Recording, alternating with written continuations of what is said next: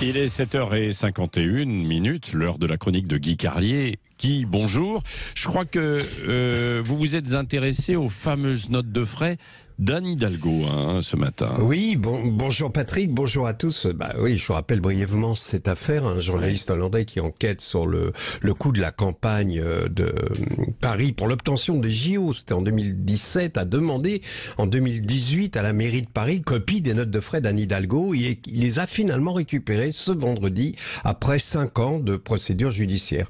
Et ces notes de frais réservent des surprises. Pourtant, ce ne sont pas celles auxquelles on s'attend. Car figurez-vous que là où ce refus de donner les documents laissait penser un peu à une magouille, à une Fillon, si vous voulez dire, c'est un costume à 50 000, vous voyez, là où on attendait Place Vendôme, Van Cleef & Arpels, Coco Chanel, on a 2 ou 3 robes de couturier à 1000 balles et surtout des chaussures bas de gamme et du collant Monoprix qui nous a été détaillé. Voici d'ailleurs, à titre d'exemple, l'extrait de ces notes de frais d'Anne Hidalgo, juillet 2018, achat de collants transparents Body Touch, effet transparent mat en voile résistant, couture plate, pointe renforcée, ne marque pas grâce à la technique Elastam au prix de 7,99 €. Bon, alors, vous voyez, on a aussi les chaussures Minelli à 75 € avec une plainte d'Anne Hidalgo. Les talons se décollent, le haut de la bottine coupe le mollet, elle a le mollet fort. Bon, ça c'est dingue. Enfin, écoutez Patrick, je suis désolé, mais je ne peux pas continuer cette chronique. Car je suis perturbé par l'absence de Laurie. Laurie n'est pas là. D'ailleurs, son absence s'est fait sentir rien qu'à l'écoute de votre lancement laborieux.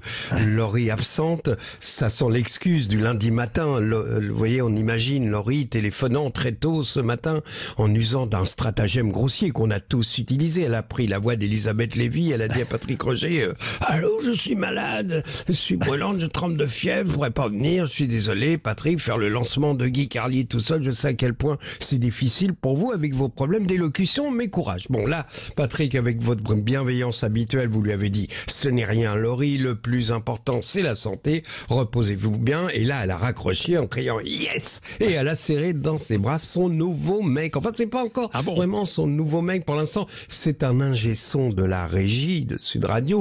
Tout a commencé, tout a commencé à la cantine. Je suis au courant par John, notre réalisateur.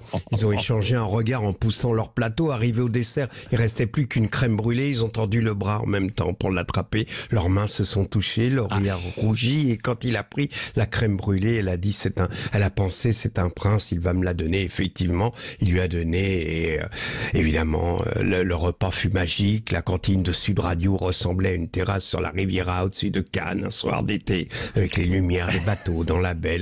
Enfin bon, les choses les plus banales devenaient merveilleuses. Vous savez, ces verres Duralex avec le chiffre gravé dans le fond, dont les enfants disent que c'est leur âge. Eh bien, ces verres de réfectoire qu'il avait remplis avec l'eau de la carafe devenaient des coupes de cristal contenant du champagne rosé. Enfin bref. Alors il a regardé le chiffre inscrit au fond du verre et il a dit, alors tu as 11 ans. Alors plus rien n'existait pour elle. C'était comme si un tzigane jouait du violon et son œuf maillot sur sa feuille de salade ressemblait à une coupelle de caviar sur un nid de glace. Enfin bon, tout ça pour vous dire que lorsqu'il lui a proposé un week-end dans sa maison de campagne en Normandie, Laurie a répondu « Je ne sais pas si je suis libre, je vais voir, je vous téléphonerai pour vous dire, tu parles qu'elle était libre, ça fait des semaines que chaque samedi soir, elle se fait livrer une pizza en regardant l'émission de Léa Salamé en robe de chambre en pilou. » En tout cas, à cet instant, ils dorment heureux, comme dorment heureux tous ceux qui ont téléphoné, tous ceux qui téléphonent le lundi matin à leur boulot pour donner une excuse bidon à une absence pour cause de bonheur. Allez, bonne journée, à demain, je vous embrasse.